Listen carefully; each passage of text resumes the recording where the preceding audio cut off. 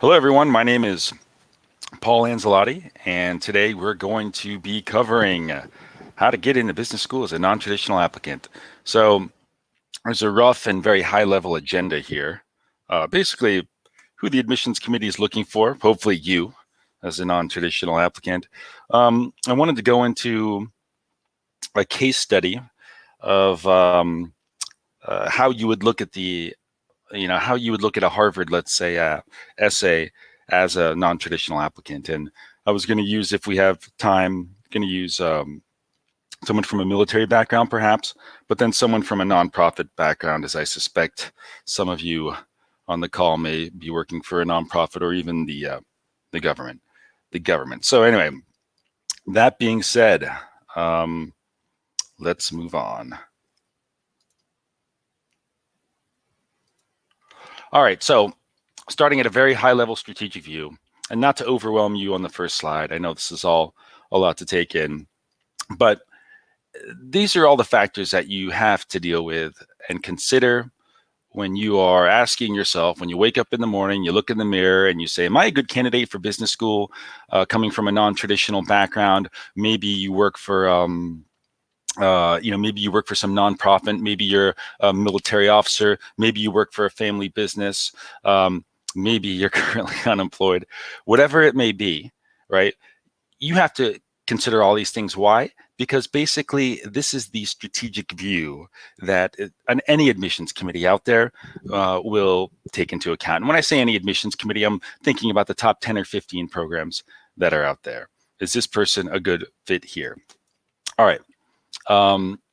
Now, drilling down into that strategic view, before we get into individual case studies or is anybody with a certain background a good fit, the one thing you have to understand here, especially as a non-traditional applicant, military, nonprofit, government, whatever, working for some type of philanthropic foundation, is who your customer is. You have to understand who the admissions committee is, right? And you have to understand what their, I guess, limitations are or what keeps them up at night. And what they have to do is a tough juggling act, as any admissions committee, especially in the top 10. They need to get the best students, right?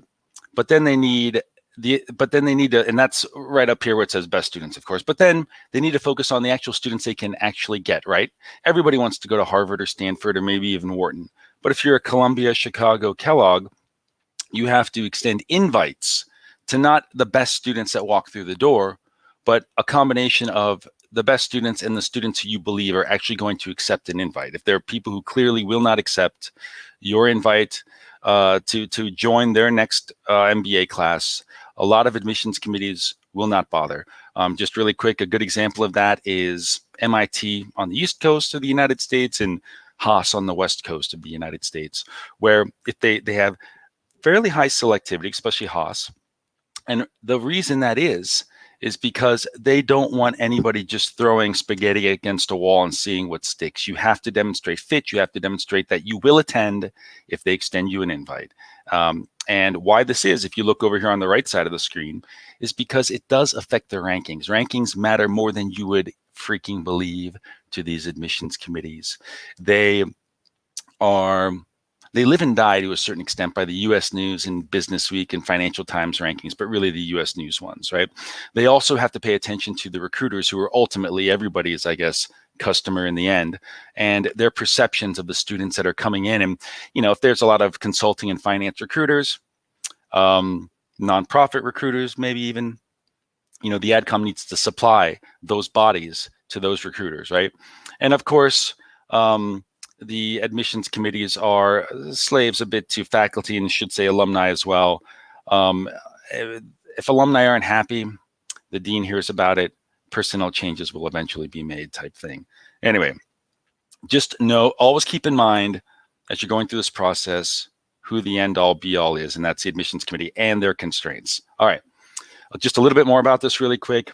I'm not going to dive too far into this, but behind the admissions committee curtain, the magic black box that it is, just know you're going to be ranked on it roughly in thirds. This is roughly how it works for all admissions committees, right? You got the hard numbers, you got the personal qualities as demonstrated through your life and work experiences, and this is especially important as a non-traditional applicant. You may come up a little short on the left side with some of the high GMAT scores, some of the standardized test scores, or not. Even the number of years of work experience, or the titles, or the traditional path that you're following as a non-traditional candidate, right? So you may come up a little bit short. Like if you're a younger applicant, you may have lesser years of work experience, of course. So you're coming up short there. But where you really need to shine through is going to be here in the center, the middle and the right columns, basically, where you have to demonstrate and you have to possess these qualities, especially leadership, especially if you're younger, or you may need to demonstrate a lot of impact if you're coming from somebody who may works at a family business or nonprofit organization. And of course, where I tend to see some non-traditional candidates shine, especially given maybe some of their undergraduate degrees, is in the presentation of their work. And we'll get into this a little later, but they tend to be a lot more like if you're in, I'll put it to you this way. If you're following a non-traditional path, chances are you're going down that path. Let's just say military, for example, or you're working for the Gates Foundation. Chances are your heart and soul are in it more than some person, guy or gal, who's working for, I don't know, Goldman Sachs, just as an example, not to point anybody out. And you follow this path. It's non-traditional. You have a lot of conviction in it. And that certainly checks the inspiration box and values and beliefs box and character box even. But I tend to see people from non-traditional backgrounds come up very strong when it comes to the presentation of their work and their ideas. And they're a lot more, to be honest, sincere sometimes when they write. Okay, moving on. The other thing you want to know too, just really quick, is that as Joe or Josephine applicant, you're going to have your application read by usually 2 different readers, and then they'll rank you 1 to 3. And if you're ranked in the top whatever tier of the ranking, and then you get the interview, if there's there's some type of inconsistency between the first 2 readers, a third reader down here in the bottom right will read it. Just a lot of people ask me this question, but anyway. Okay, and then here's an example. I'll make this PowerPoint available for download later, by the way. So I know everybody's probably taking screenshots or scrambling to write notes. This not only will be posted on YouTube, but I can make these slides available. Anyway, here's a representative ranking system, right? And again, you may come up short in some of the GPA and GMAT, especially GMAT I see with some of the non-traditionals. Those scores tend to be a bit lower, but definitely you can make up for it in some of these other areas on the right. Okay. Now, here's a little slide I came up with. It's deceptively simple, perhaps. But as a non-traditional candidate, maybe as any candidate, but especially as the non-traditional, you have to demonstrate this upward trajectory. You have to demonstrate impact. You have to demonstrate leadership. Of course, maybe management of projects, but really leadership and as much as I don't want to scare anybody, game-changing cultural impact on your organization as much as possible. Now, if that is scaring you, that can be defined in a number of different ways. You don't have to turn, a molehill into a mountain. You don't have to completely transform some massive organization like Gates or the Clinton Foundation, right? Chai. But you do, for what you can control, you want to be punching above your weight, right? So if all the other, pretty little consultants at your work or project managers are doing X, you need to be able to show X plus 1 in the very least, hopefully X plus 10, right? But at the end of the day, with this upward trajectory in your career, starting from college all the way to even what you say your goals are going to be in the short term, especially in the short term, you need to show that you have ambitious, if not audacious, goals to a certain extent. It depends on the school, and we'll get into this in a few more slides, but you just have to have this be clear. And this trajectory has to be steeper than the other guys and gals you will be applying alongside from your work, and whoever else may be in a similar seat or a similar position. Now remember, you're not competing against people coming necessarily out of finance or marketing or traditional management consulting. I mean, it depends on where you work. If you work at Dahlberg or Bridgespan, it's not as non-traditional as one might think in the eyes of the admissions committee. But you won't necessarily be competing against somebody who's working for McKinsey. Maybe if you're working if somebody in McKinsey is working in the government or nonprofit practice, perhaps you may be competing against that person if you're working for Dahlberg or Bridgespan, but usually it's not as much of a one-to-one comparison. Anyway, just keep that in mind. You're competing. Usually it's against somebody else who's a military applicant or from working at Gates or Save the Children or whoever else. Okay. But you must have this upward trajectory. The steeper, the better, especially if you are a younger candidate, which also falls into the non-traditional, right? Sure, if you're 30, 31, 32 as an older applicant, maybe the trajectory can be a little flatter or whatever. You just have to, you just start running into other issues with why are you applying at the age of 31, 32, right? There may be some of the older applicants perhaps on here. And if you have any specific questions about that, we can answer those at the end of the presentation. Okay, so again, I just kind of covered this. I jumped the gun, forgive me. You're differentiating yourself against the yellow other, not necessarily against everybody else. Now you see here, this is a funnel.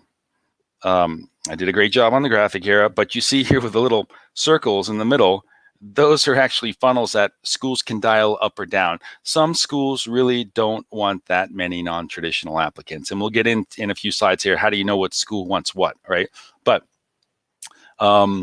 here, just know that they're always going to want guys and gals from finance. They're always going to want gals and guys that are consultants. And of course, there's the whole crew coming in from the the IBMs of the world, the IT engineering computer science crew, the Tatas of the world, the Schlumbergers of the world, even though that's oil and gas, they're going to fit kind of into this, right? It's a combination of the industry and the function that you're serving in the work. But other could be everything from athlete, military, Dahlberg, Bridgespan, even though that's edging more towards a traditional consulting funnel, to be honest with you. Really, I'm talking about Chai and Gates and Save the Children and another organization, got like Gavi, the Vaccine Alliance from Switzerland. Some of these organizations that we may have never ever heard of, right? All right. So moving on. Just know that some schools will dial up or down. All right. Now, this slide here is a very important one. And absolutely, as a non-traditional applicant, your freaking goals, I didn't put freaking in there, but your freaking goals must make sense to them being the admissions committee. If your goals are, excuse my French here, if your goals are batshit insane, and just simply not attainable for you based on your current work experience, your personal passions and pursuits, and even what an MBA can do for you. If this whole equation does not make sense to the admissions committee, it doesn't matter even what your impact may be at Gates or Soros or Chai or, the US Marines. You're not going to get into a business school because remember that first slide or one of the first slides where I said the admissions committee, they're kind of stuck in the middle. They have a lot of constraints. One of those being the recruiter who I labeled as the ultimate customer here. They're the ones, if they're the MBA admissions committee is going to look at your non-traditional background and your goals. They're going to scrutinize your goals and they're going to say, can Joe, Jane, whoever, is this person out to lunch? Do they know what they can do with an MBA? Can our school, our MBA program, get them the job that they're stating that I'm reading on paper in front of me that they say they want to get? And if you say, hey, I'm working for the United Way or Save the Children, and I want to go back into some even some more obscure nonprofit organization, you really need to, reevaluate, in my opinion. because when you see the percentage of students that graduate from top MBA programs that go into the nonprofit sector, straight into the nonprofit sector, you will be shocked at how small it is, right? So don't play the I'm going to be that one special, snowflake that's actually going to get that job. And this is, again, my opinion based on the experience that I've seen the things that I've seen in the last 13 years here.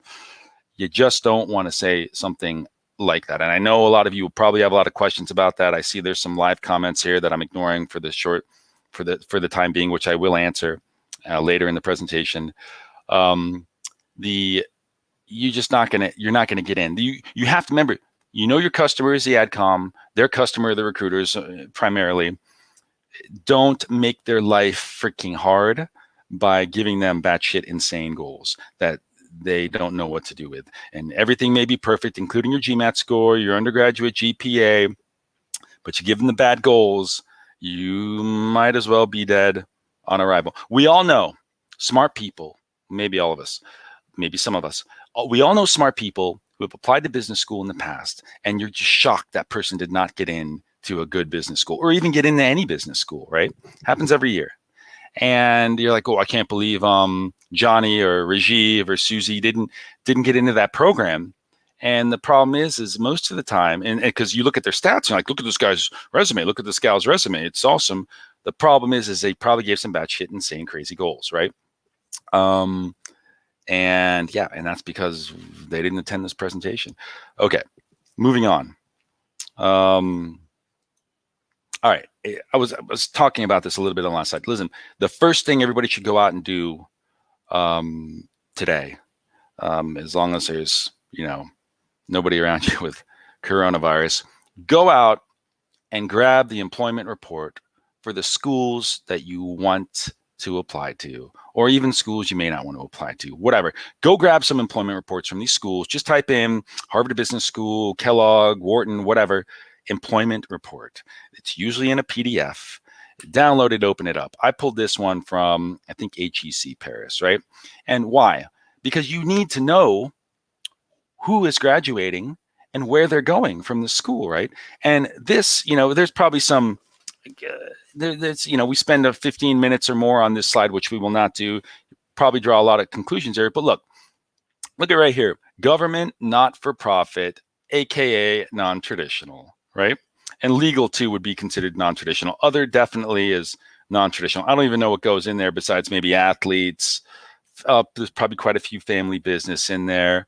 If it's not government or nonprofit, I don't know. That's a pretty big percentage. But anyway, so listen, you'll see that there is a pretty big drop as you look, legal, okay, 3 to 1%, whatever. I mean, but look at other, and that should be non-traditional, 18 to 7, right? Government, nonprofit, 6 to 2. So you see there is a significant, at least in percentage-wise, drop from one to the other. Now, what's increasing here, right? This is from an employment report, 11 to 18%. Consulting is increasing. What do we got here? Financial services. Now, these flavors here, these industries will change depending on school. HEC Paris tends to have a lot of computer technology, consulting type things that people are moving into. Okay, other schools may be a little different, right? Columbia, Booth, maybe it's more oriented towards finance, whatever, right? But here you can just see where are the increases, right? So in general, we can kind of get a feel for where people are moving out of and what they're moving into, right? And I'll tell you right now, looking at this, generally speaking, they're not moving. If you're coming from the not-for-profit, nonprofit, whatever you want to call it, people aren't moving back in there. And even schools that people think are known for their wonderful nonprofit touchy-feely emphasis, like Stanford, GSB, right? The Stanford MBA program, you'll see it's like 1-2% at all programs. Yale, same thing. It is a small percentage. So do not make the admissions committee's life difficult by saying, hey, man, I'm coming out of nonprofit and I want to go back in to nonprofit, right? If you do say you want to go back into nonprofit, it must be something like Dahlberg. Again, this is on my experience. You talk to some other Johnny consultant and they may tell you something else. But from what I've seen, you want to tell them, hey, I'm working for Gates. I'm coming, I'm coming to your business school. I want to learn these types of hard skills, leadership skills, management skills, or further develop my leadership skills. Remember, business school will not turn you into a leader. Business school takes your budding leadership abilities and makes them bigger, right? Never tell a business school they're going to make you a leader, right? You're already one, small one. They're going to make you a bigger one. Okay. You're going back into government, nonprofit? No. You're going back into a company like Dahlberg, Bridgespan, whatever, Baines, touchy-feely practice, whatever it may be, right? Or not. Now, I will tell you this. Here's the other mistake that I see people make is being a bit too aggressive, right? So you're coming out of the nonprofit arena.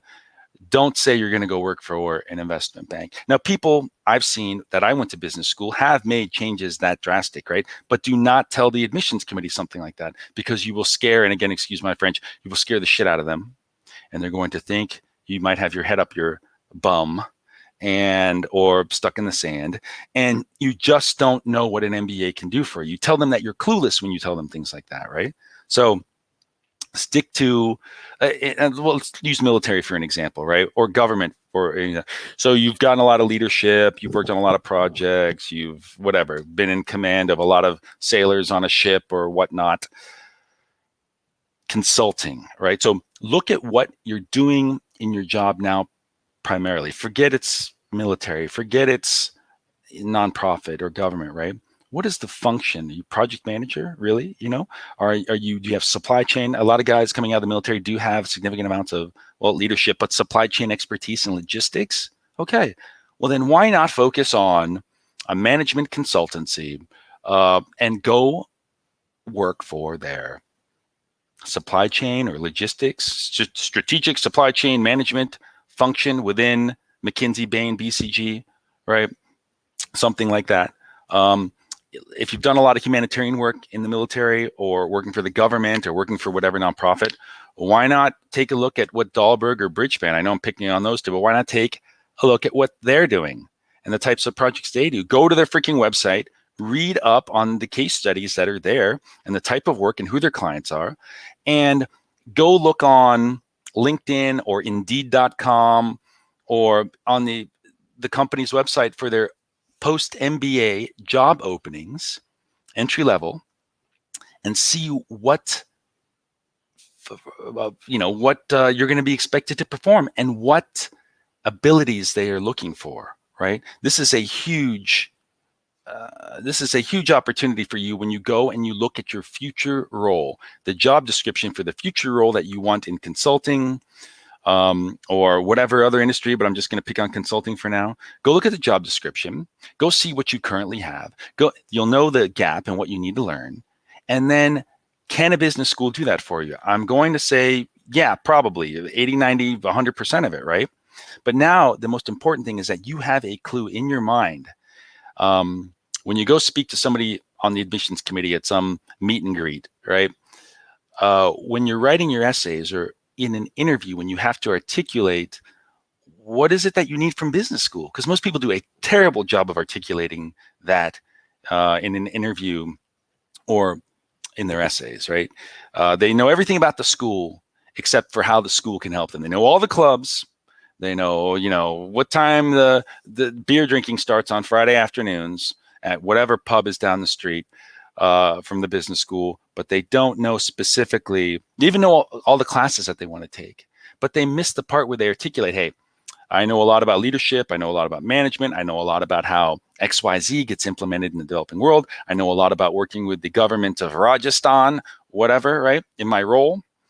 But what I lack are the strategic planning skills. I lack new market entry skills. I lack even human resource skills, right? Maybe you're coming from a family business, something like that, right? I've never had to build an organization from 50 people to 500 people, which is part of my goals. I don't know the HR functions, right? I've never had to do a lot of business development from a more strategic point of view, just what my mom and dad have told me because it's a company business, right? Or my uncles have told me, okay, or my aunts, right? So you go through and okay, in my post-MBA job, working for Dahlberg, McKinsey, whatever it may be, that's a job description. I maybe have half of that kind of, okay, but now I know where my gaps are. And now on the essays. I can tell the admissions committee, this is what I need to learn. Oh, great, they have a family business center. Oh, great, they have a nonprofit international development program with the School of Public Health, whatever, right? So you can start looking in certain directions. Okay, hopefully that makes sense. I see that there are questions here, but we'll get to those. Okay, second, this next slide is roughly the same. I'll just blow through this one a lot faster, but you just know this. It's not about what military or what branch you came from. It's not about whether you were working for Chai in Malaysia or Gates in, Waziristan, right? What it is about the function that you are performing now. You focus on that because that is the basis for your transferable skills. Remember, that is the basis for your transferable skills. And what I mean by that is, if you are a good project manager working for blah, blah, blah industry in yada, yada country, right? You will probably be a great consultant or project manager working for, McKinsey and their international development practice, wherever, right? It's those transferable skills that you have that matter, not the flavor of branch of military or nonprofit organization, right? Anyway, so yeah, I guess some people are changing function. Listen, when you start reading these employment reports, it starts to get a little hazy when you're talking about changing industries or functions, and you're like going through these things like, what the hell's the difference here? Just know that people, like, you are by definition as a non-traditional candidate more of a career changer, right? But don't listen. If you're working for the military right now, the U.S. Navy, I'll pick on the U.S. Navy. If you're working on a ship right now, you're deployed to Afghanistan, whatever you're doing. Obviously, there's no like post. There's no post MBA. There's no post MBA business school jobs in the military. I mean, there actually are, but for the sake of the argument, there really aren't here. So you're going to be a career changer, right? You're working for a family business. You want to go work for McKinsey and some practice that they have there, right? Yeah, you're going to be a career changer. Face it, accept it. It's not bad. They know. The admissions committee knows you are. They do get a little nervous. You just have to be very conservative with the short-term goals. If you're working for a family company, by the way, or you're working for a nonprofit organization, you can say, yeah, I save the children, or I'm working for, Sing and Sing Sons and Daughters Incorporated, right? You go through and you basically can say, I want to go to consulting and I'm going to work there. I'm going to learn all about all these great companies around the world, do things from a logistics or supply chain point of view. And then once I've done my 5 years of that or whatever it is, and I've moved up the chain a little bit, I plan on returning to Sing and Sing Son and Daughters LLC Incorporated back in Rajiristan, right? Or whatever, right? Again, I'm making up some names here. That's not actually the name of a real company, in case you didn't know. All right. Military too. Okay. If anybody here is military or somewhat similar, a good track that I've seen work consistently from Harvard to Stanford to Wharton to any wonderful school beyond is saying, I want to go work for the strategic risk management practice of McKinsey or Bain or BCG. And given my background in doing that, even if you're a Navy SEAL, and I've worked with plenty of Navy SEALs, not to brag, and I'm sure many of you have seen the movie, but working with these guys, a lot of them struggle with, what am I going to do? I have a very specific skill set, right? How can that translate, and have a lot of leadership? How can that translate into a real world, corporate job? And when you look at it, a lot of it is risk management. A lot of it is, planning and logistics, supply chain, and of course, execution, right? But you take those raw leadership and the kind of a lot of experience in developing world, dealing with tribal elders, negotiating, understanding culture from a very grassroots, pragmatic point of view, right? And you can take that and you can parlay that into a supply chain, international supply chain logistics type role for a consulting company, or even somebody like Exxon or whoever, Prateep Snacks, right? Prateep Snacks, one of those, working in some part of the emerging world, I'll call it, helping companies mitigate supply chain risk, right? So there you go. There's a freebie there if you're from the military. All right. Or government even. All right, moving on. So now that we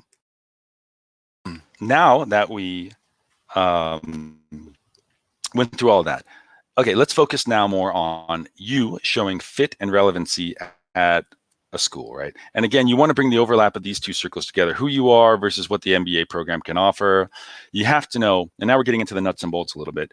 Now you have to know, you have to know everything about a school, but you have to know the things that are how you fit into school. So a lot of people focus on, I'm going to go to this school and I'm going to learn this, I'm going to learn this, I'm going to learn this. And that's all good. You need that. But you also have to have an understanding of how you fit into the school. So yes, take. This is all the stuff that I'm going to jam into my head when I go to your school, but they're also looking for what you can bring to the table. And I've seen with non-traditional applicants, they struggle with this part of, geez, what do I bring to the table? I'm very non-traditional. I've been a professional volleyball player my whole life. What am I going to do besides join the volleyball club? Well, to be honest with you, you have to show not only, think about it this way, not what clubs do you want to join? How will that help you professionally? Okay, I build a network and getting good with recruiters if I join the consulting club. But then you have to think, what is it that I'm going to bring to this club? Now, a good way to think about that here to show fit and relevancy as a non-traditional applicant is to go in and look at what are the roles, what are the positions for that are a part of this club, right? What conferences do they have? Have you ever been involved in planning a conference at work, even though you may work for some company nobody's ever heard of, in some country people have never been to? If you have a history of organizing conferences or events all the way back to undergrad, right? You can say, yes, I need to join the consulting club. I need to build my network. I need to get in good with recruiters. But having organized all these conferences or events or planned missions in the middle of the night for 50 guys or gals, I want to organize the annual Kumbaya conference for the consulting club, right? And as you go through and you read not only about what a club does or a center for strategic learning excellence or whatever at Tuck or Harvard or whatever, some center you want to be a part of, go through and look at what are the opportunities for students to get involved. And that is how you begin to start thinking about how relevant you are to the school. And then when you start writing in your essay, the end of the essay, when you say, I want to go to your school, Wharton, because here are my goals and this is what I'm going to learn. What do you hope to gain professionally from the Wharton MBA? And here's what I need to learn at your school. Well, you're stating, I want to take this class or that class, or I want to join this club. You also, again, depending on the school here and what the question being asked in the essay, you can also start adding in, like, not only am I going to join the consulting club and build one hell of a professional network, but I also plan on heading up the annual consulting conference. And given my history of organizing conferences every Tuesday, I believe, I will be a perfect asset for, to do that in that organization. So start thinking like that. It's a yin yang or yin yang or whatever, right? It's not just all about what you're going to take. It's not even all about what you're going to give. Now, that being said, here's a sidebar. Going back to the Wharton example that I just gave you for, non-traditional applicants out there. You see that the first goal for the first essay for Wharton, and some of you might not know what the first essay for Wharton is. What do you hope to gain professionally from the Wharton MBA? I believe that's what it says. I'm doing this from memory, right? That's all about goals. This is what I'm going to take from the Wharton MBA. Now look at the second essay, and this is true for Columbia Business School too. The second essay is more about what do you bring to the table, based on a unique experience or unique experiences in your life. This is the second essay for Wharton and pretty much for Columbia, more or less. Tell us about something that we wouldn't know on your resume and how it will contribute to your class. That's where you start talking about things and, from your background, even work that they wouldn't necessarily know about that you will contribute to, that you'll bring to the table. So, and I'll give you an example. I know a lot of you are like, what the hell are you talking about, Paul? That doesn't even make sense. Who is this guy? Doesn't know what he's talking about? The answer is yes, I do. Let me explain. The second essay for Wharton, and I don't want to get too far off this, but I am getting too far off this. The second essay for Wharton is something like, tell us about something we wouldn't know from your application and how it's applicable to your teammates and, at Wharton. And I have heard the admissions committee, and this is where non-traditional applicants shine, but I have heard the admissions committee at Wharton say, tell something more personal. Now, telling them something more personal doesn't mean telling them that you fell out of a tree and broke your arm when you were 6, right? It has to be relevant. It has to be personal, has to be relevant, which makes this a really tough essay when people ask you. Harvard asks something similar. So does Stanford, for that matter. But what you're trying to say is, listen, something like this. I worked on this project in Rajasthan, and you may know that it's on my resume. It's a pretty standard consulting project, let's say. Or I worked with tribal elders in Afghanistan when I was a Navy SEAL. Or I implemented a system, a CRM for my family business, right? The first computer system they've ever had. We changed from Abacus to SAP, right? Whatever the example is, what you're trying to say is, this is maybe what it is at face value. Yes, it was an awesome project that transformed the organization. But what you can never know about it, and here's this key, what you can never know about it is what it taught me about myself, or what it taught me about leadership, or what it taught me about credibility, or what it taught me about sticking to my guns, or what it taught me about standing up for myself as a young woman, the youngest on my team in this non-traditional organization nobody's ever heard of, from a country nobody's ever been to, right? That is what you can.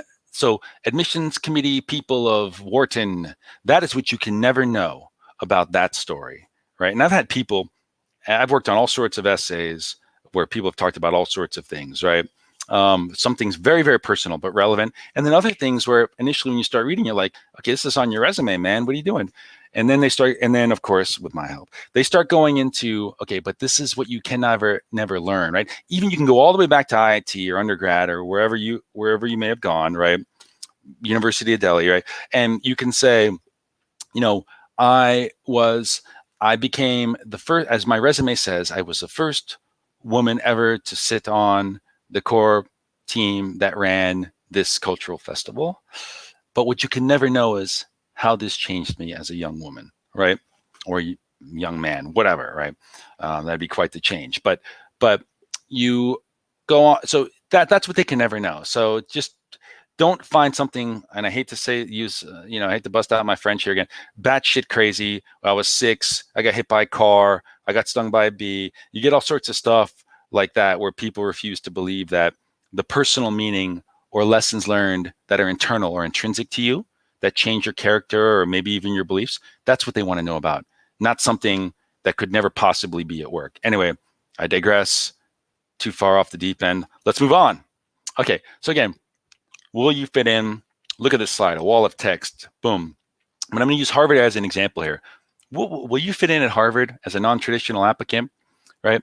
Now, here's the best thing about non-traditional applicants, military, all the way to people who work for Gates Foundation.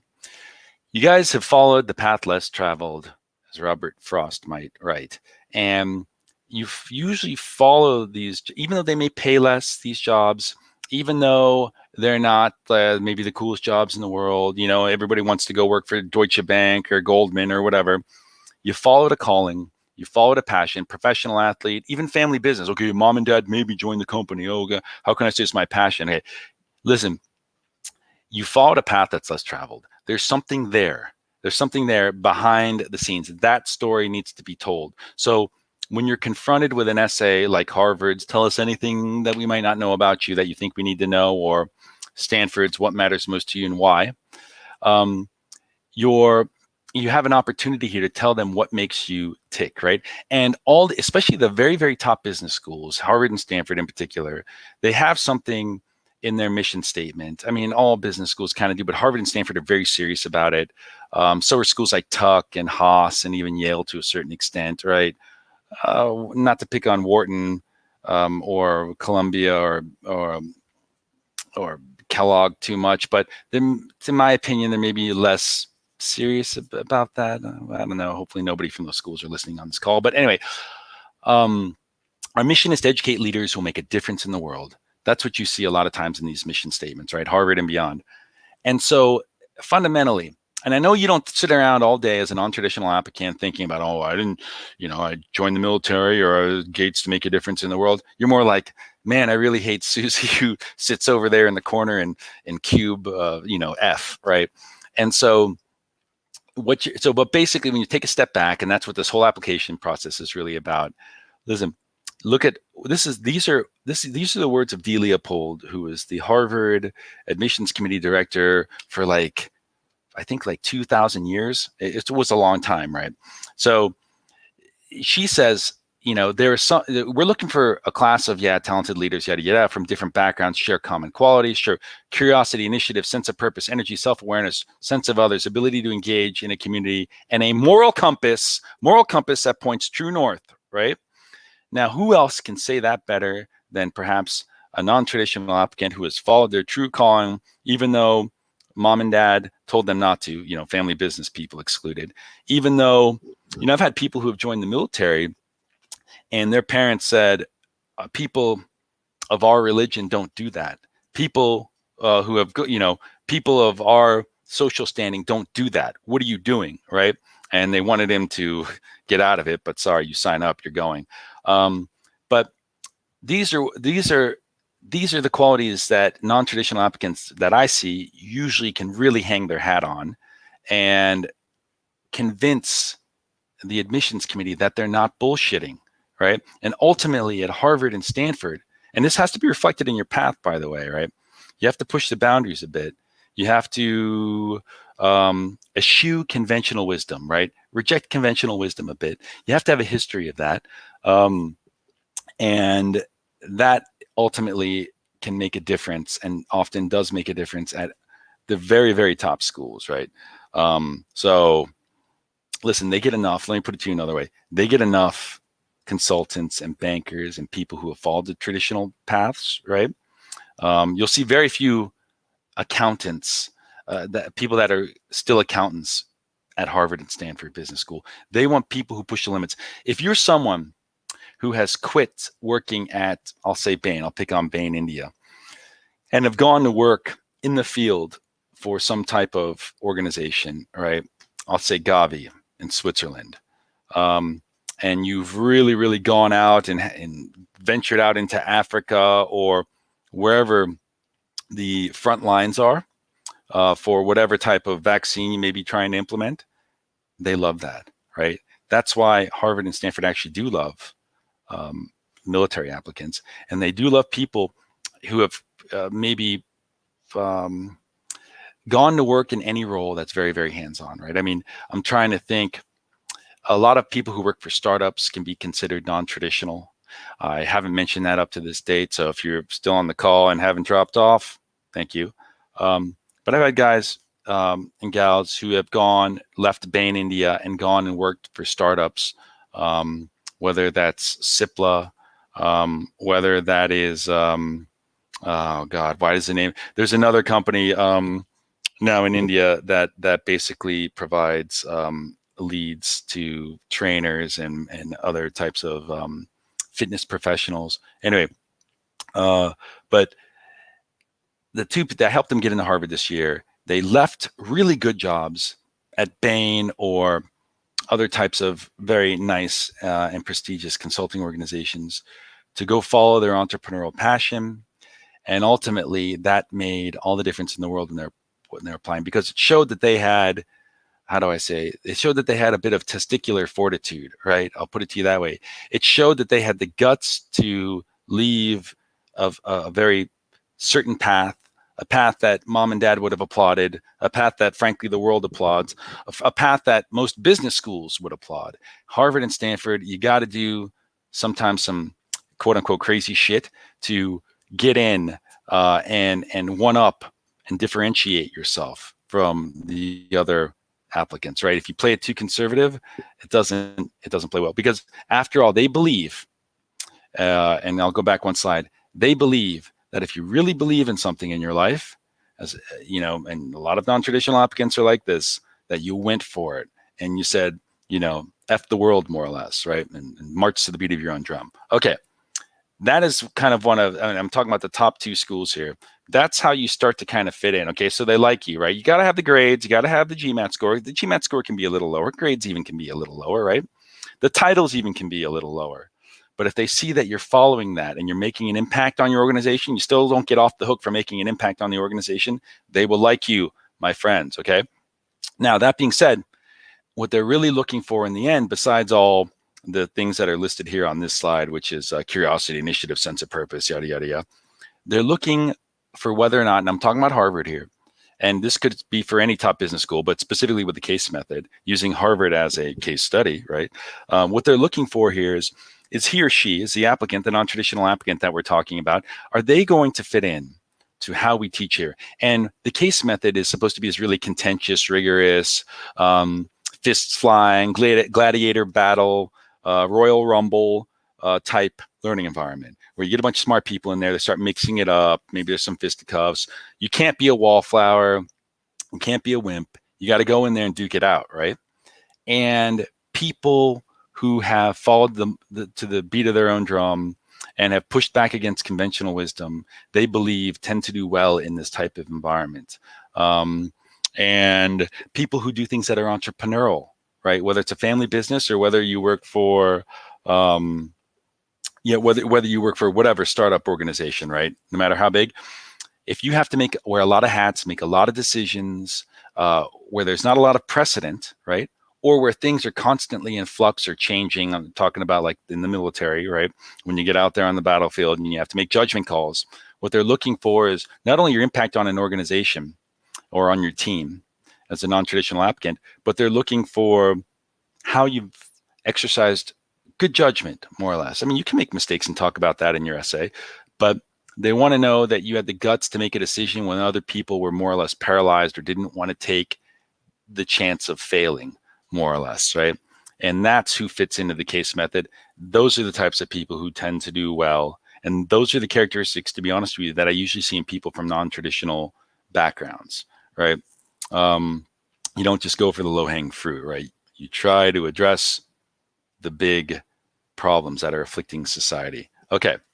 Anyway, now I wanted to go into some examples. I've already started kind of going into it, but I want you to think about, what's a good story for HBS? I know I'm concentrating on HBS here, but a lot of essays, especially for the top few schools, they'll ask you to write a story about what makes you tick. And again, this is where the non-traditional applicants really shine.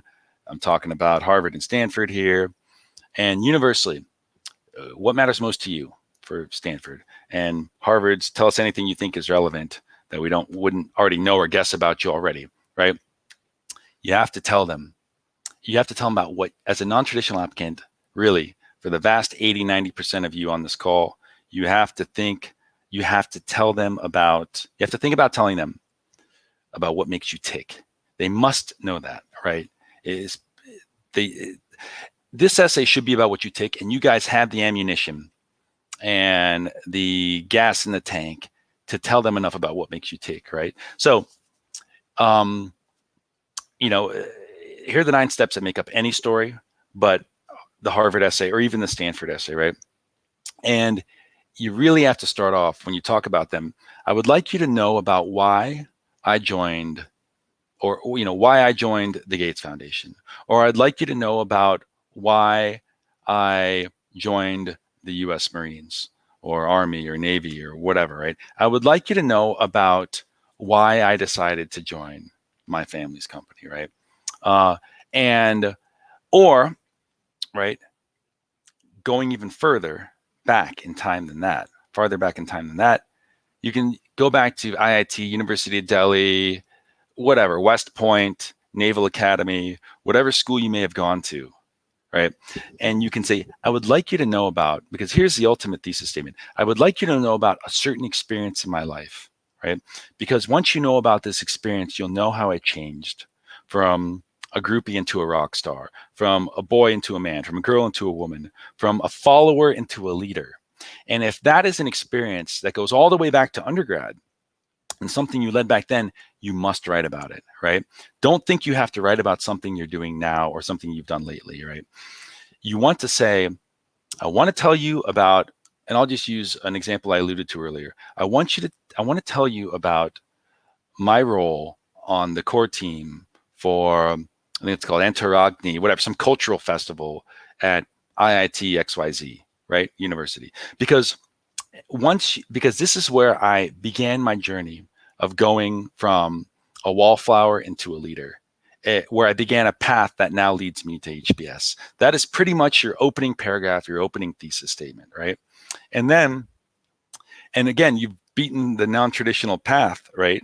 And they can see that, but they don't know why you would go back to something that long ago and telling your story for this Harvard essay is because they need to know that you're not full of shit. You need to establish credibility. You need to show them the origins of your beliefs and your values and why you may have gone the path that you've done. Now, sometimes guys who join like the military or gals who join the military, that transformation doesn't really happen until they go through basic training or the time they lead troops into battle, things like that. Maybe that transformation, if you work for a family company, doesn't happen until you work on a project, your first project, your second project, whatever project at, Singing Sons and Daughters Incorporated, where you transform the organization and you fix a problem, the company's going out of business, whatever, you turn it around, right? Maybe, but I'll give you an example. Going back to the example that I was just talking about, it wasn't until I want to tell you about joining this cultural festival core team, because that's where I went. That's where I began to go down the path that I'm on, really, right? That's where I began to become a leader. That's where I began to quit just accepting what was being told to me, and I began to push back and stand up for what I believed in. Or that's when I began to develop my beliefs, and not just what my mom and dad told me were the right things to do, and fight for what I believed in, right? And then step one here, on the line down, once upon a time, my life was great, or maybe my life wasn't great, or maybe I was a kid who always got A's, or maybe I was the guy who was always getting arrested, or maybe I was whatever, Once upon a time, my life was a certain way, a certain pattern. It can be a good pattern. It can be a bad pattern. It doesn't matter. Some people think you need to have a lot of doom and gloom. No, right? You can have a perfect life, right? A perfect bubble, right? But for the sake of the argument, we'll just say once upon a time, I was a smart kid, a great kid, A number one, all A's, 9 out of 10, GPA, whatever, 3.9 out of 4. And I was doing everything my mom and dad wanted me to do. And everybody said, hey, you're a good kid, right? And every day I continued down this. And I just took roles in clubs because people liked me and elected me, whatever. Until one day I took on this role and I began to realize that people don't respect people like me for whatever reason, right? Or that I was subject to the paternalistic whims of a patriarchal society, whatever. And this is when I began to wake up. It burst my bubble, right? And you would go, and because of this, I began to think differently. I began to think about, why am I being discriminated against? Or why can't I make it over this obstacle? Why are people judging me a certain way? Why do people make certain assumptions about me? Why are people keeping me down? Whatever. And because of this, I began to change my actions, right? So maybe you're the greatest, maybe you're running for a position on the student council, and people are asking, okay, can a woman do this as good as a guy, right? And again, this is just an example. And of course, the woman is the author of this essay, and she'd be, why am I being judged by my gender and not on my abilities and all stuff? And it begins to change the way that you think, and you begin to push back, and you begin to fight for what you believe in. And it becomes more about your ability to overcome obstacles and challenges and take action and lead by example, right? So it's not necessarily a gender story, even though it is, right? Until finally I had a profound lesson or realization. And this profound lesson or realization, especially as a non-traditional applicant, will end up usually being around the same thing. I realized my challenges made me stronger, right? I realized challenges are not something to be avoided, but they're something to be embraced, right? And something more along the lines of that. And ever since that day, I have utilized those lessons of that perspective of, like, challenges aren't something to run away from, but something to be embraced. I used that perspective or that way of thinking or that way of acting when I have made decisions. That's why I decided to join the Marines. That's why I decided when I was in the Marines to take a certain, very, very, what do they call the Raiders or something, take an even more ambitious position, or why I decided to tackle this problem nobody had been able to solve in my unit, right? Or why I joined Save the Children, why I volunteered to go be placed in the worst part, geographically speaking, with the worst infrastructure in this country, in this part of the world, right? Because I knew it was a challenge going into it. But I knew that if I could survive that challenge, not that you're going to be good at, but I knew if I could survive that challenge, ultimately, it would make me stronger or it'd kill me, right? Because remember, you don't want to shoot fish in a barrel. You don't want an outcome that you know is going to be good. You, as a non-traditional applicant, usually one of your characteristics is you'll go and do things. You don't necessarily know if it's going to be a positive outcome. You just know it resonates with you internally, right? That's why you push against conventional wisdom, but you still don't know if it's going to be a positive outcome, right? But you know that even if you fail, the challenges are what will have changed you, as opposed to the shiny gold medal at the end of the rainbow, or pot of gold at the end of the rainbow, or the title or the rank or whatever, right? Changing the circumstances for millions of people in a country who have a disease is much more important to you than an air-conditioned office on Fifth Avenue, right? Or whatever it is, right? And so ever since that day, I've utilized this lesson that I see challenges as opportunities to grow, to continually go after tougher and tougher and tougher things, accept more responsibility, to go after things where I knew I was in way over my head, or where I had no experience, or I had no business being there, or I was the youngest person there, I was the only female there, or I was the shortest person there, whatever. That is what, and because of this now, and because I've been successful doing it, right? You can't be a failure. I mean, you can have failed and learn from that. But because I've kept going after more and more and more aggressive things and bigger challenges, I now have this crazy goal to change the world in some way. Now, remember, this is for Harvard and Stanford. They want you to have crazy, hairy, audacious goals. These goals have to be consistent and build upon who you are as a person. They're usually more oriented towards longer term. They have to build off of short-term goals, right? But Harvard doesn't want to hear you say, okay, yeah, I want to go be a consultant right after this. You got to give them something pretty bold and audacious. I want to bring running water to every village in Canada, right? Which is a pretty ambitious goal. So whatever it is, has to be appropriately ambitious, right? And then all of this leads me to HBS, where I will go through the case method, be challenged, and yada, yada, yada. Okay.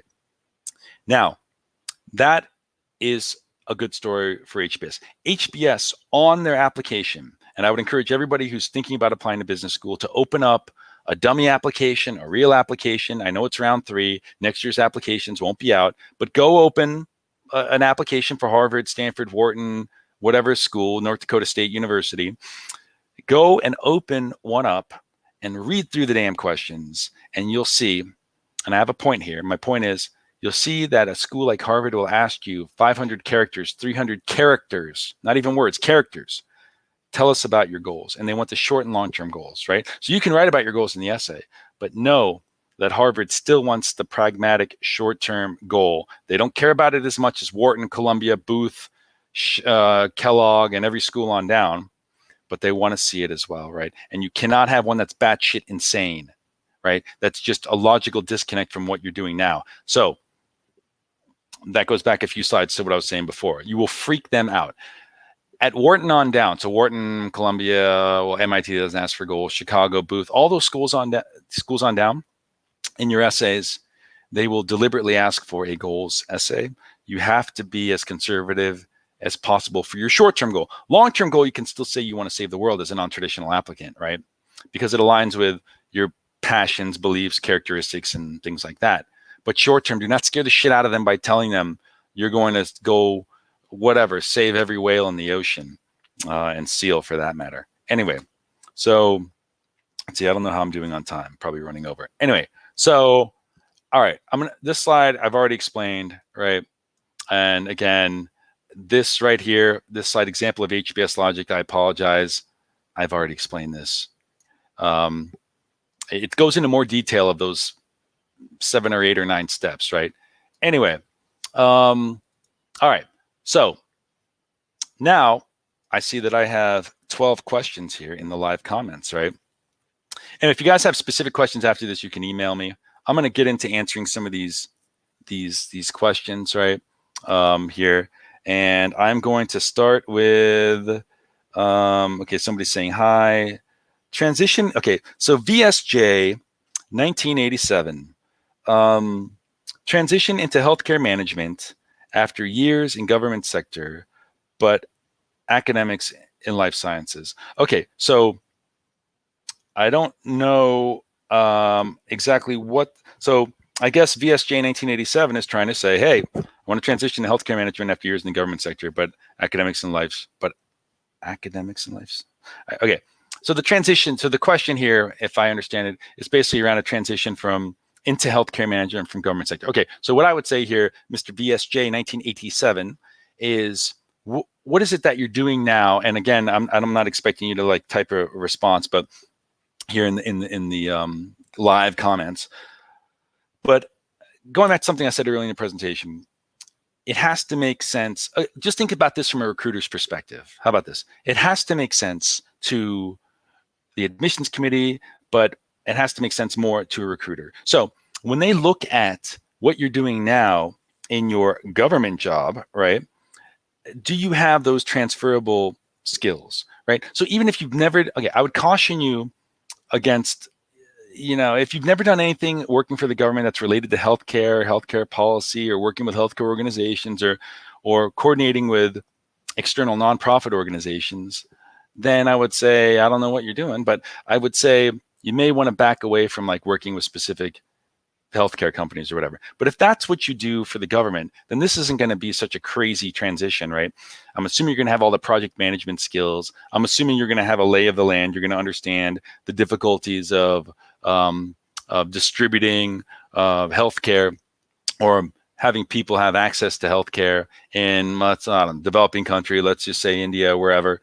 If you know the lay of the land and all that stuff, then you would be a great candidate for a healthcare consultancy, right? Or even going to work for CIPLA as they roll out some type of new distribution network in India or in the States or wherever, right?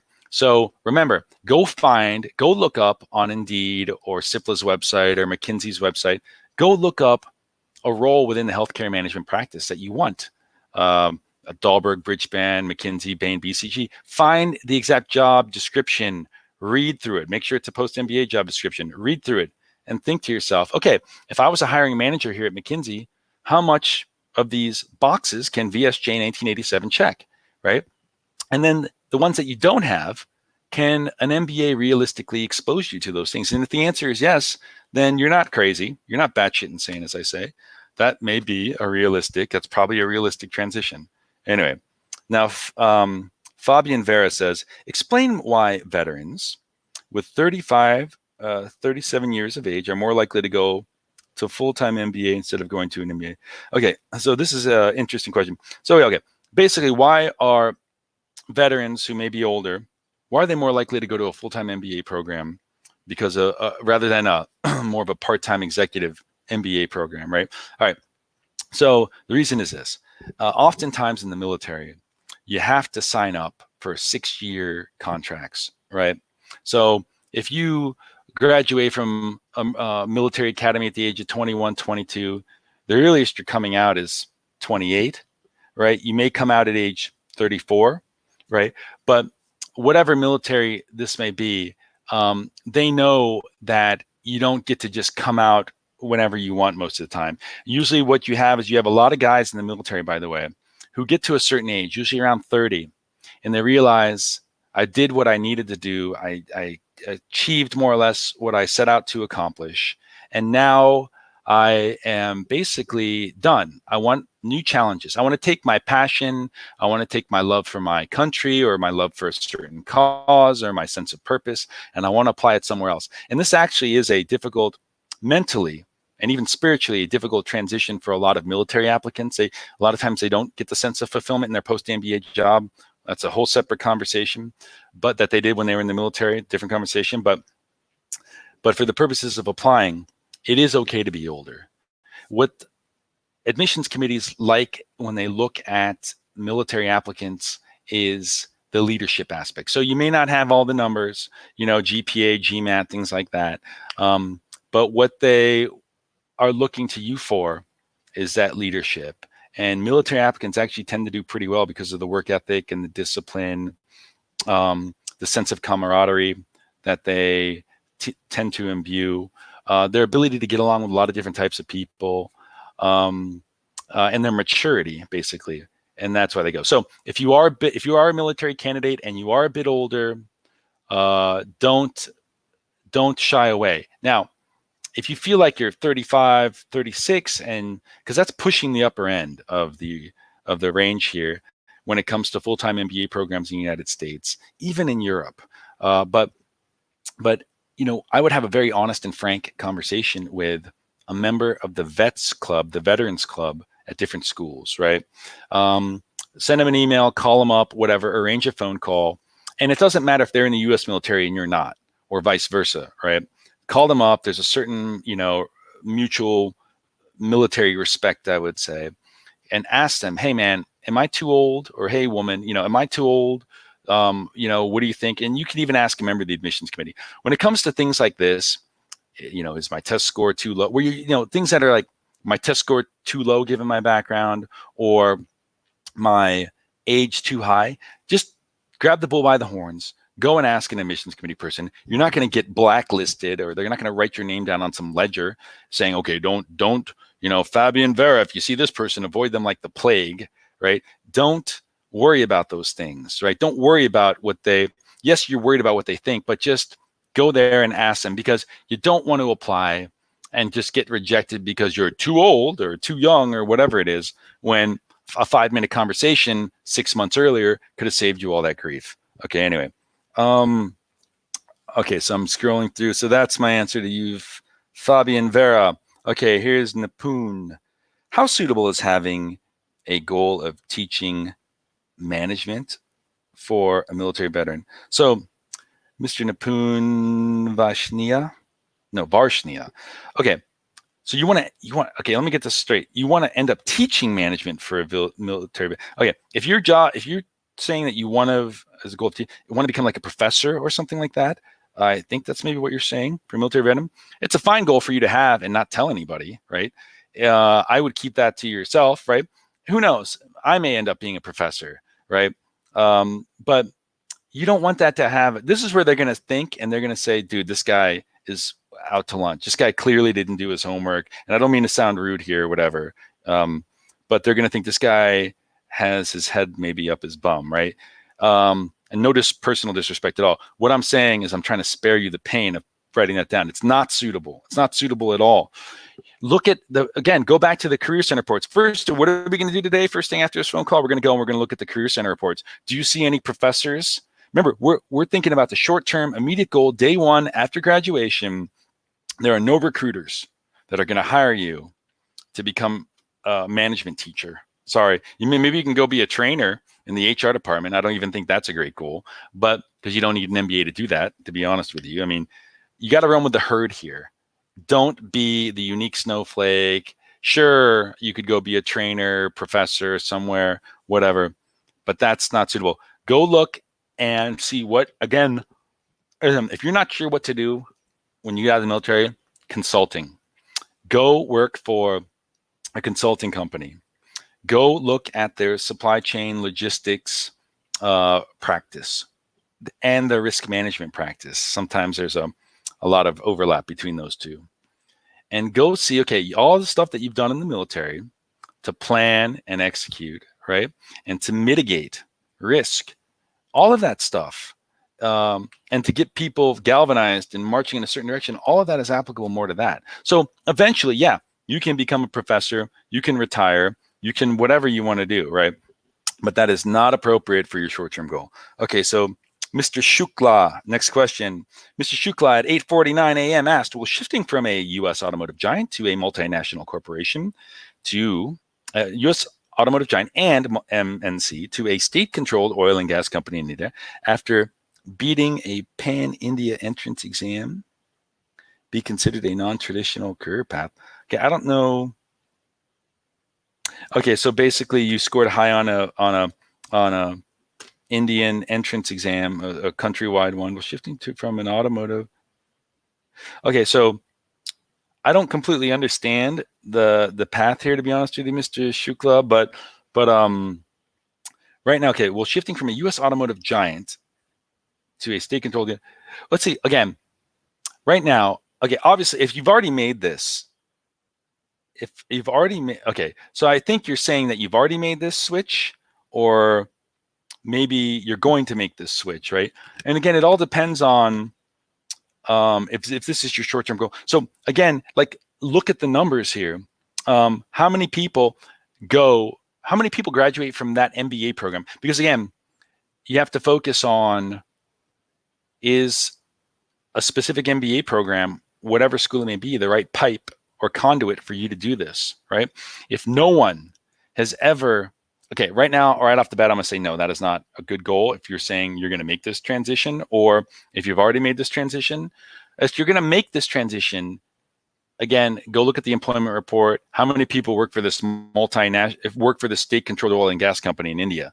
If you don't see anybody graduating from Wharton who has done that right off the bat, it's not a good goal, right? Now, let's say you've already made this transition from a U.S. automotive giant to a state-controlled oil and gas. Okay, it depends. You may need some explanation here, but if you've obviously got that job, I would like to know more about the specific role you're playing that you played at the U.S. automotive giant, right? To the state. So if you're still doing the same like PM job or a planning job or a logistics job or whatever type of job it was, right? Maybe it's, maybe it's like the technical infrastructure of the organization, and it doesn't matter if you're doing it for a pharmaceutical company, a dairy farm, or an automotive company, or an oil and gas company. If it's basically the same type of internal consulting function or internal infrastructure function or strategy, right, then you're going to be fine, because it's not about the color or the flavor of industry so much as it is about the work that you're doing. Because the work that you're doing, whether it's at the automotive company, whether it's at the oil and gas company, that's the basis for your transferable skills, right? Now, it's going to be interesting to see what your goals may be, right? Because this all has to have an end point. And I would encourage it not necessarily to be about automotive, because you've moved away from that industry, and be more about, I've worked with a lot of oil and gas clients in the past. I mean, more about like helping, going to work for a consultancy, going to work for their, perhaps, you guys call like upstream, downstream. Like the Schlumberger has a consulting organization. You could go work for that. But if Schlumberger Consulting doesn't recruit at the school in question, you don't want to say that. What you could say, I just had a guy who worked for a Canadian oil and gas company. And what he was talking about after business school, and he worked in an ops job. After business school, he talked about going and working for a consulting company where he could go work for their renewables practice. So he had a lot of background in infrastructure. He had a lot of background in how things get done in a massive corporation with operations all over the world. And what he said was he wants to learn more about the strategy and development of renewables, so that he could one day, in the long term, 15 years from now, start his own consultancy where he goes and he helps energy producers transition or start to transition into or invest in renewable technologies, right? So anyways, whatever, we can talk more about that. Email me. Okay, so Hoffy704 says, how can I as a military applicant, at 901 says, how can I as a military applicant deal with the fact that I am older? Average age for these programs is 20. Okay, so listen, I don't know if Hoffy 704, I don't know if you heard what I was saying to the other gentleman who was talking about being 35 to 37. You're not going to have a problem. They expect it. Remember, you're not competing against, remember what goes into that average of 27, 28? That's all that average includes, of course, all the people that are much younger who are from other industries. But when you focus just on military applicants, you'll see that they're all, gray hairs. They're all older, right? They're all going to be about 30. So those are the ones that you're competing against. So if you happen to be 40 and everybody else who's military is 30, okay, there are going to be some question marks around that. But if you're running with the herd and you're in that pack and you're not too far beyond that, you're going to be fine, right? Again, if you're younger and you worked at a startup for 2 years, they like that, right? But they know what they're getting with the military: more leadership, more maturity, whatever.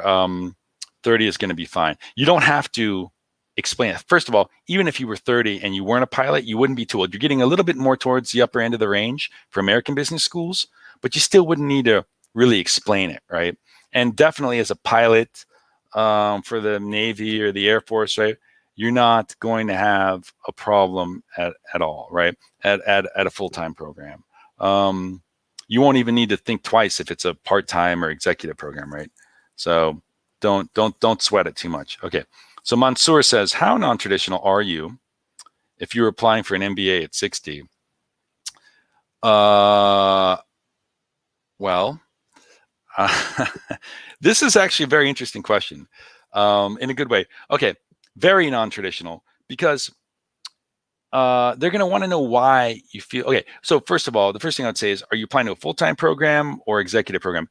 You most likely will not get admitted to a full-time MBA program. Again, it depends, and there are exceptions, but they're going to definitely push you more towards the executive program. Now, I've worked with guys in their 50s.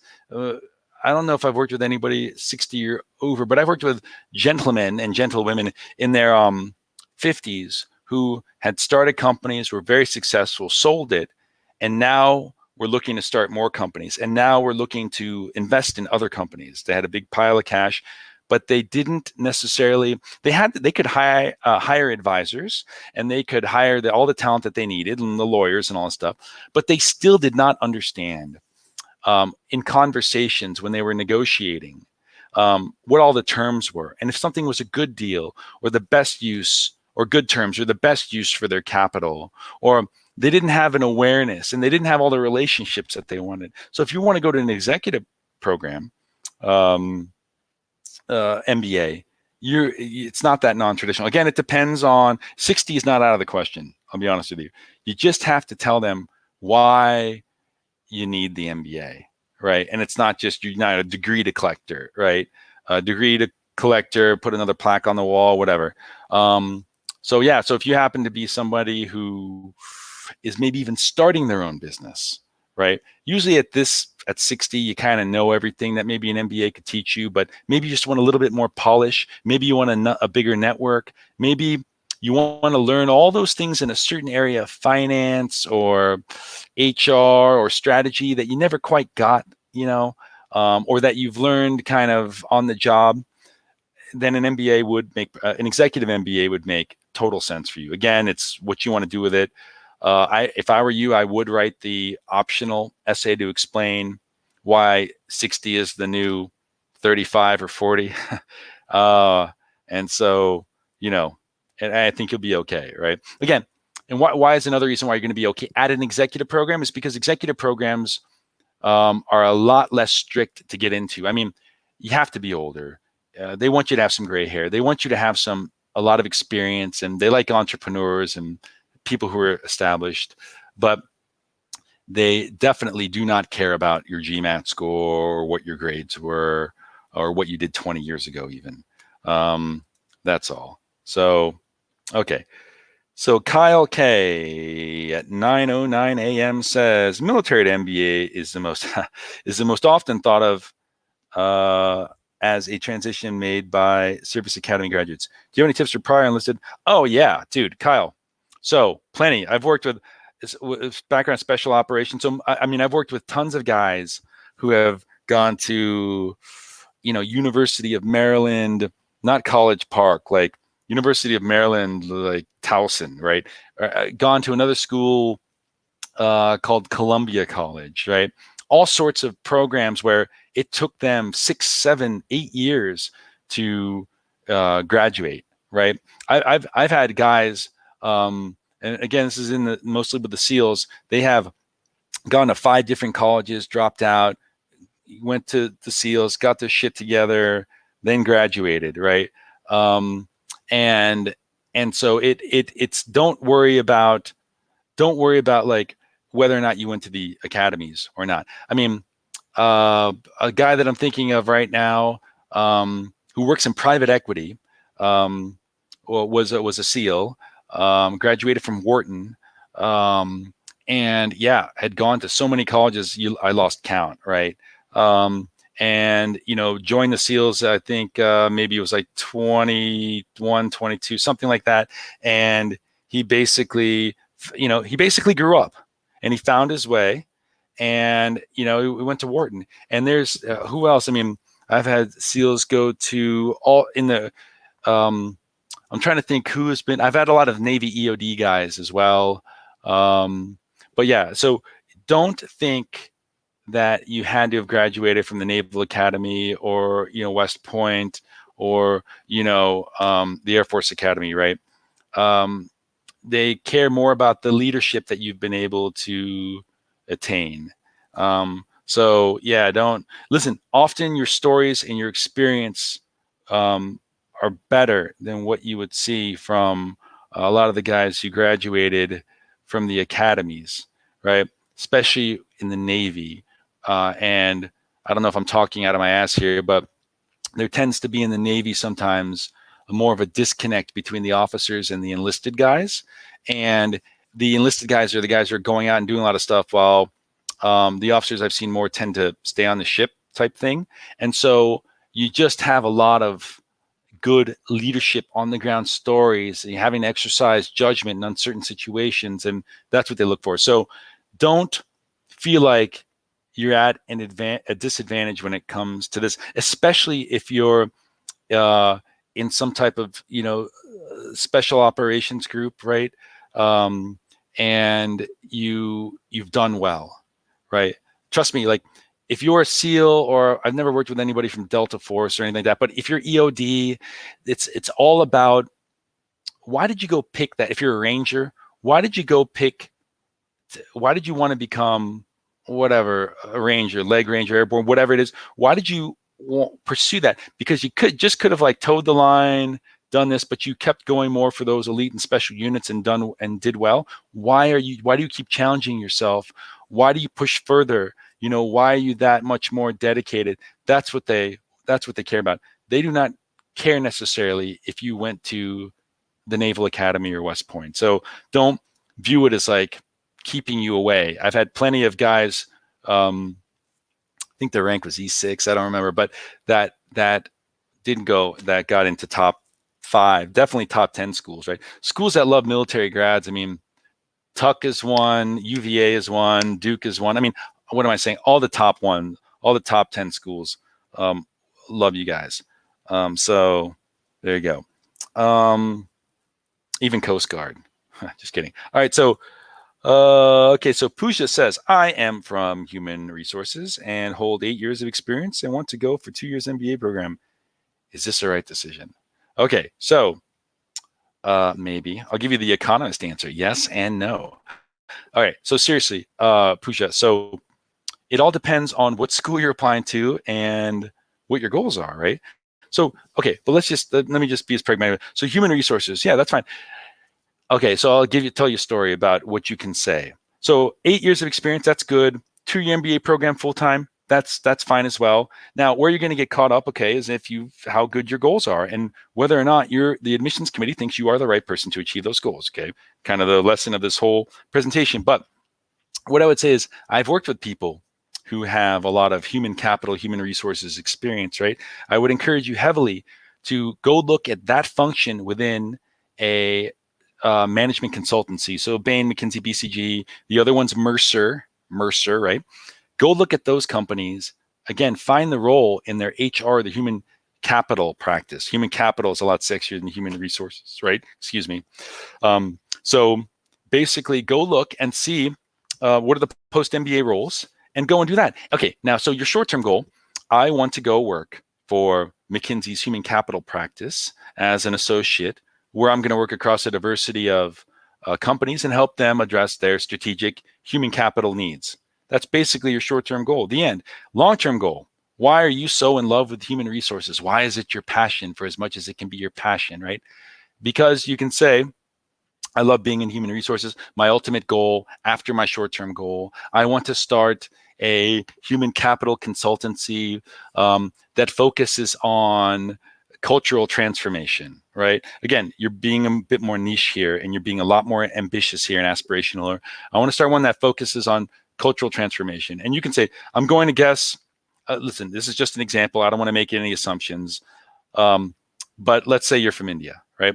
And you can say, like, listen, I want to provide equal opportunities for men and women, from people from different walks of life. I want to help organizations transform their cultures into one that are a lot more diverse and inclusive. And being a woman, I'm going to assume you're female.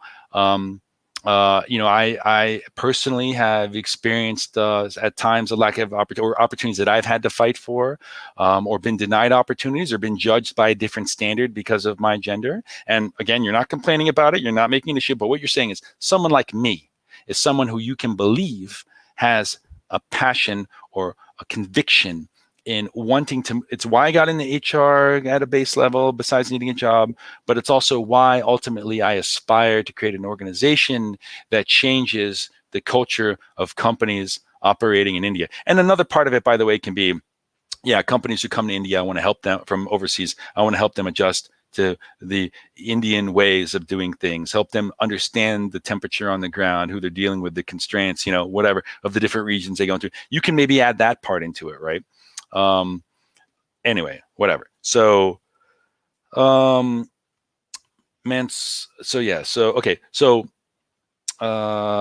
club. Okay, I think I got them all. Anyway, we ran over a little bit.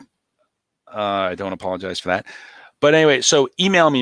You can see questions, Paul Lanzotti, founder, MBA at amerasia.com. So email me, mention this presentation, and just whatever. We can set up a phone call if you want, one-on-one, talk about whatever it is you want, sports, coronavirus, getting into MBA programs. By the way, this year is probably I leave you with some words of wisdom, right?